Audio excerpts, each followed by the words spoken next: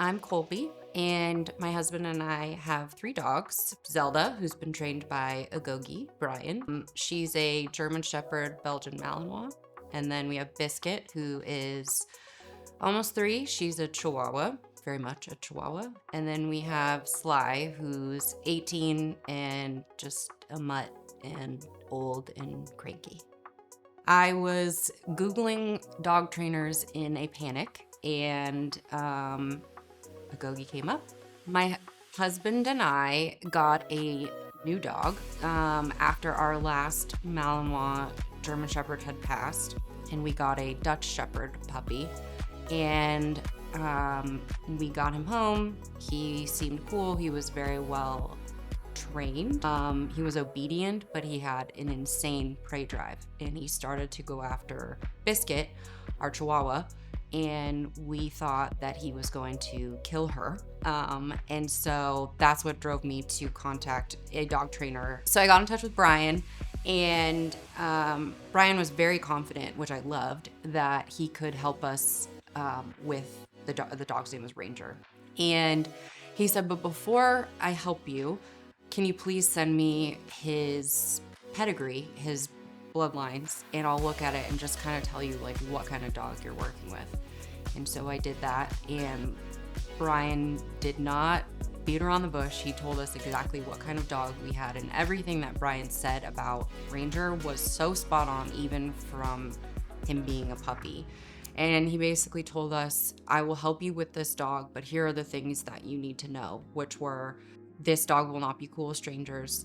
You won't be able to leave Biscuit, our Chihuahua, and Ranger alone.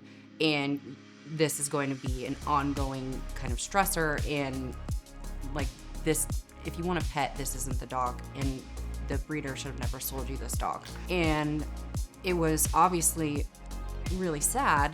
But our number one priority was, well, Biscuit, our Chihuahua. But also, we don't want to have a dog in our house that we're not going to be able to give the life that the dog needs. And so Brian said we should probably give the dog back.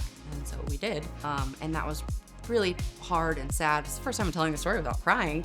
And but it was the best decision that we made for a couple of reasons. One, he is still, the dog, not Brian, is still having trouble now living with the dog trainer like a year later. And then also we got Zelda, our new dog, and she's freaking awesome. It's a lot easier to just drop your dog off to somebody that you trust and say, here you go. And then all that we had to do when we picked up Zelda was do whatever Brian said, and she's an awesome dog. I talked to one other dog trainer when we had our experience with Ranger. They were just like, yes, that's a Dutch Shepherd, that's how they are, no problem, we'll help you get there.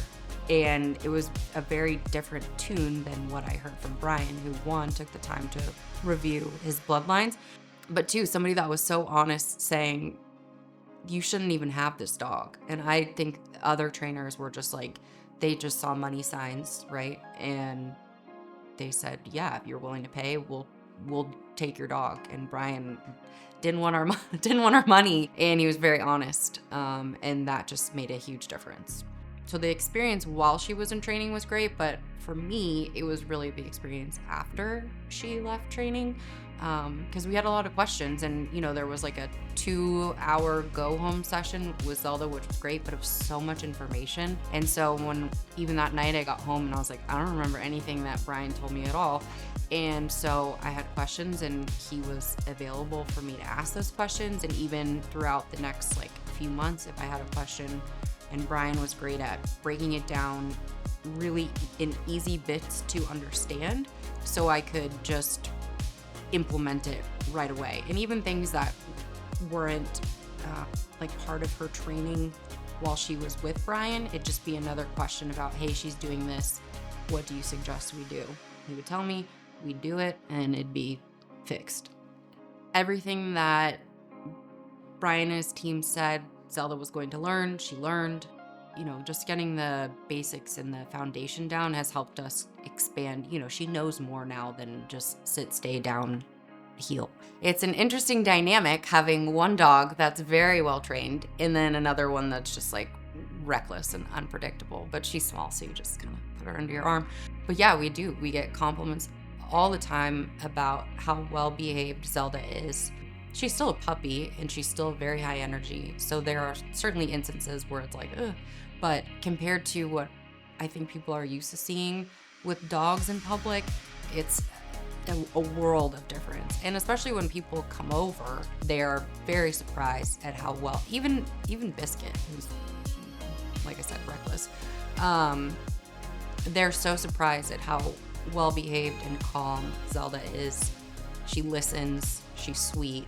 There are a ton of good resources out there in general for dog training, and I've been fortunate enough to find them. And I think Brian is one of those resources. Like, you have to, I don't know, there's like a gut check feeling, which I know is dumb to say, but like you can tell when someone, if you have like a weird feeling about somebody, because the other couple dog trainers I talked to, there's just something weird and like braggadocious about their dogs or their facility or whatever. And then, but it was like, okay, well, I want to come see your facility. And they're like, oh, no, you can see like the front desk or whatever. And just finding somebody that you trust and that can show you what they've done with dogs. And even if you wanted to provide like an example of something that you're struggling with your dog or your puppy, like ask those trainers how they would handle that situation and then see if how they handled it is something you're comfortable with. And if it's not, then that's not the right dog trainer for you. But I would never take any dog to anybody other than Brian, although you said you won't train my Chihuahua, so.